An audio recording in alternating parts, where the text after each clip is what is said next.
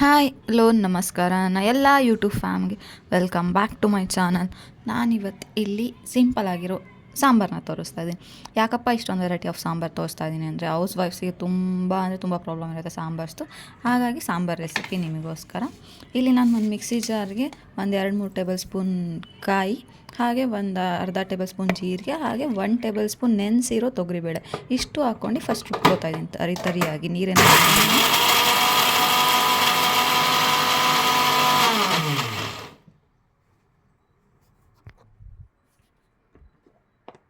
ಈಗ ಇದನ್ನು ತರಿ ರುಬ್ಕೊಂಡಿದ್ದಾದಮೇಲೆ ಮಿಕ್ಕಿರೋ ಟೊಮೊಟೊ, ಹಾಗೆ ಕೊತ್ತಂಬರಿ ಸೊಪ್ಪು, ಸ್ವಲ್ಪ ಕರಿಬೇವು ಇಷ್ಟನ್ನು ಹಾಕ್ಕೊಂಡು ಮತ್ತೆ ನೀರನ್ನು ಹಾಕ್ಕೊಂಡು ಫೈನ್ ಪೇಸ್ಟ್ನ ಮಾಡ್ಕೊತಾ ಇದ್ದೀನಿ ಇವಾಗ.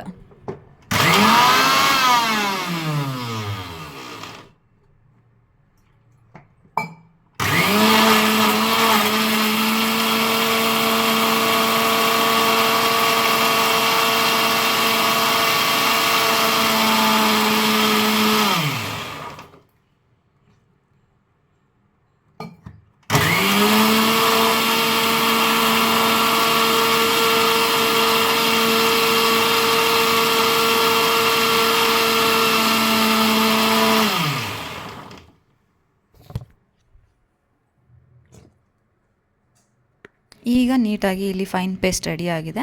ಫೈನ್ ಪೇಸ್ಟ್ ರೆಡಿ ಆದಮೇಲೆ ನಾನಿವಾಗ ಗ್ಯಾಸ್ ಮೇಲೆ ಒಂದು ಪಾತ್ರೆನ ಬಿಸಿಗೆ ಇಟ್ಕೊಂಡಿದ್ದೀನಿ. ಪಾತ್ರೆ ಬಿಸಿ ಆದಮೇಲೆ ಒಂದು 2-3 ಟೇಬಲ್ ಸ್ಪೂನ್ ಆಯಿಲ್ನ ಹಾಕ್ಕೊಂಡಿದ್ದೀನಿ.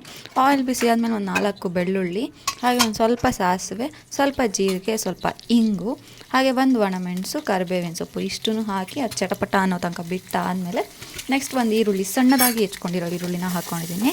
ಇದು ಸ್ವಲ್ಪ ಹಸಿ ವಾಸನೆ ಹೋದ್ಮೇಲೆ ನಾನಿಲ್ಲಿ ಸಬ್ಬಸಿಗೆ ಸೊಪ್ಪನ್ನ ತೊಗೊಂಡಿದ್ದೀನಿ. ಹಾಕ್ಕೊಂಡ್ರೆ ತುಂಬ ಟೇಸ್ಟಾಗಿರುತ್ತೆ. ಹಾಗಾಗಿ ಸಬ್ಬಸಿಗೆ ಸೊಪ್ಪನ್ನ ಸಣ್ಣದಾಗಿ ಹೆಚ್ಕೊಂಡಿರೋದು ಒಂದು ಇಡೀ ತೊಗೊಂಡಿದ್ದೀನಿ ಅಷ್ಟೇ.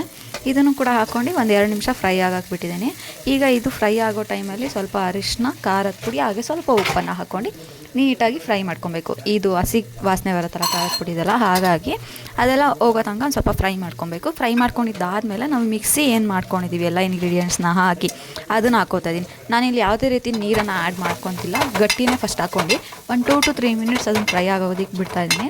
ಅದು ನೀಟಾಗಿ ಫ್ರೈ ಆದಮೇಲೆ 2 to 3 ಮಿನಿಟ್ಸ್ ಆದಮೇಲೆ ನಿಮಗೆ ಸಾಂಬಾರು ಕನ್ಸಿಸ್ಟೆನ್ಸಿ ಬೇಕಲ್ವಾ, ಅದಕ್ಕೆ ನೋಡ್ಕೊಂಡು ನೀರನ್ನು ಆ್ಯಡ್ ಮಾಡ್ಕೊಬೇಕು. ಅಂದರೆ ಎಷ್ಟು ತೆಳ್ಳಗಿರಬೇಕು, ಅಥವಾ ಒಬ್ರಿಗೆ ಗಟ್ಟಿ ಬೇಕಿರುತ್ತೆ ಮುದ್ದೆಗೆ, ಅಂದರೆ ಒಬ್ಬೊಬ್ಬರಿಗೆ ರೈಸ್ಗೆ ಸ್ವಲ್ಪ ತೆಳ್ಳಗಿರ್ಬೇಕು ಇರುತ್ತೆ.